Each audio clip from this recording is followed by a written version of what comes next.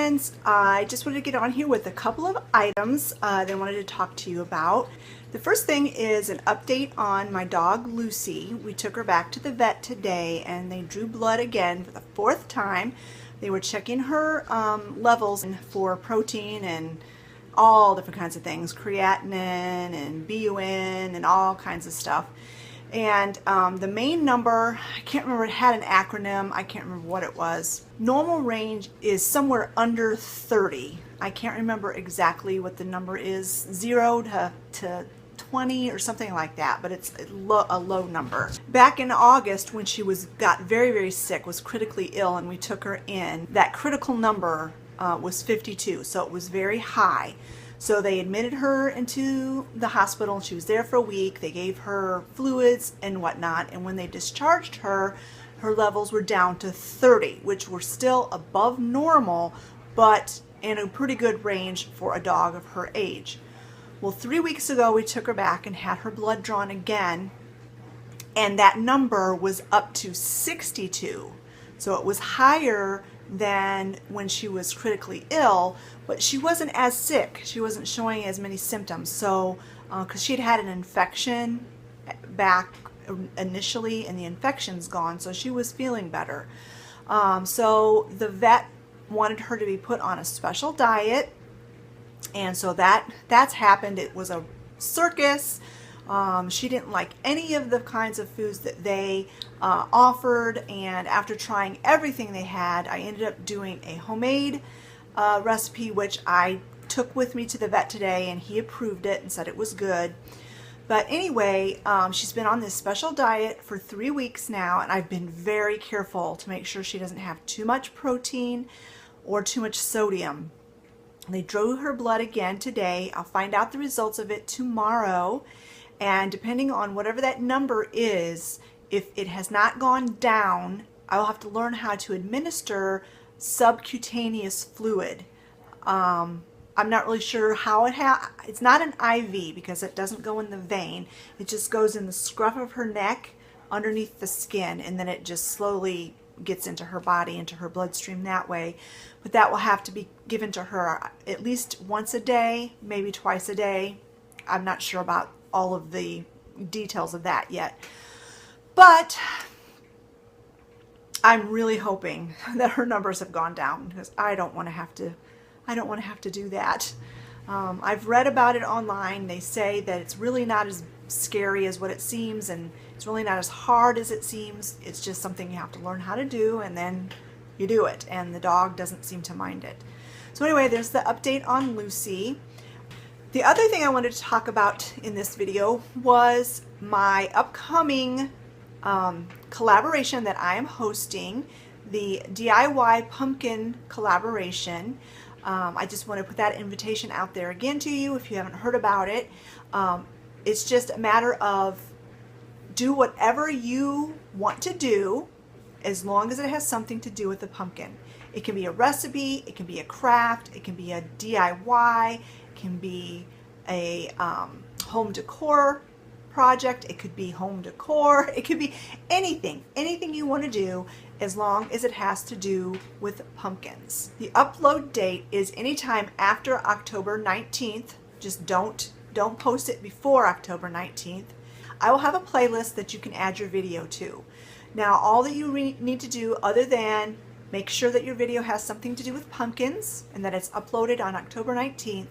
Just mention in your video that I am hosting it, Cheryl's Country Home, and link my channel and the playlist in the description box. And there you have it. I'm really looking forward to seeing what everyone comes up with, and I hope we have quite a few participants in this collaboration. And then the last thing I wanted to talk about is, while I was in town today and took Lucy to the vet, I had to run over to Walmart, and Olivia stayed in the car with Lucy, and I ran into Walmart, and I was running through the area. I was making a really quick trip. I just needed to pick up a couple of things, but I passed through the area where the Pioneer Woman stuff was. And I noticed she had a couple of new things, and I couldn't resist. It was probably more a matter of I was in a hurry, I saw them, they were cute, and they were total impulse buys. But I picked up a couple of things that I want to share with you. And I also Wanted to share with you what I did with that milk glass lamp that I had purchased at the thrift store in my most recent thrift store haul. I had asked in that video for people to give me an idea of what kind of a lampshade to put on the lamp, and one of my really good friends, Cindy, she doesn't have a YouTube channel, but she's a very, very lovely lady that I've really become good friends with through the internet, and she's a very faithful subscriber. She watches my videos all the time. We communicate through email.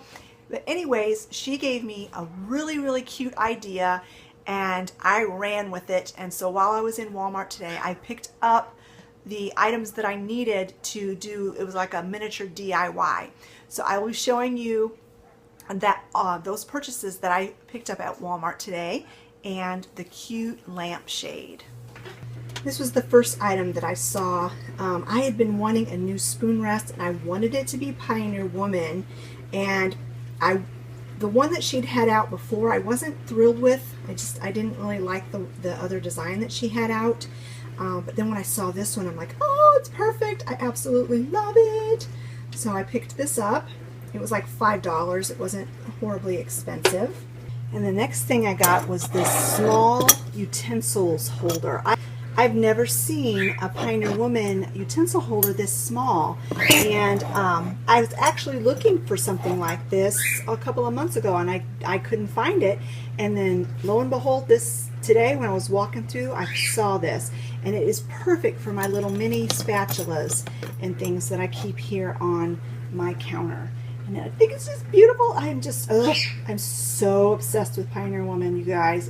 It's crazy.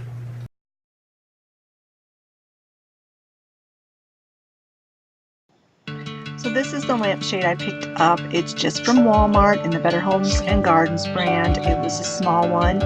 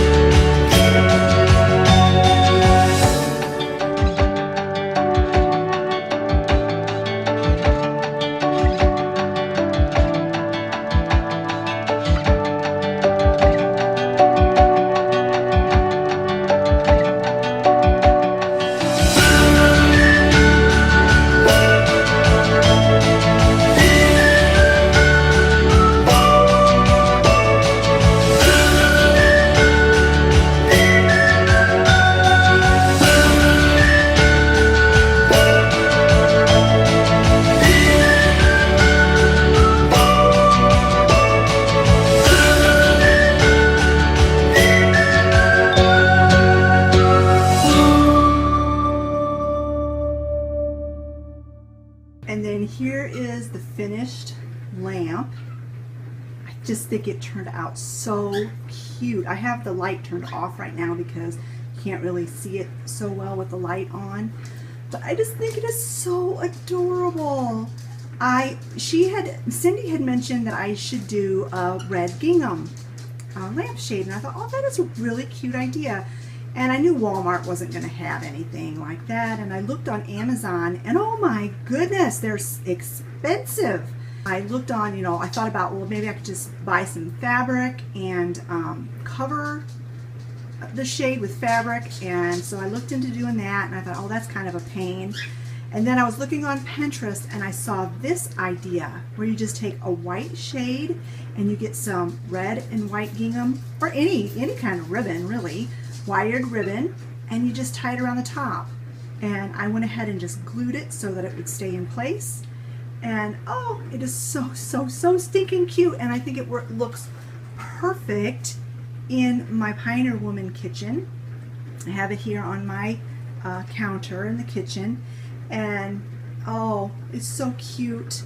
Thank you, Cindy, for that idea. It's absolutely perfect. And here it is with the light on. Okay friends, I just wanted to get on here really quick and give you those updates. I hope that you enjoyed this video. I hope you join me on October 19th for the pumpkin DIY collaboration. And I hope you enjoyed my new Pioneer Woman finds. I'm becoming quite obsessed with her. Thanks so much for watching, friends, and we'll talk to you later. Bye-bye.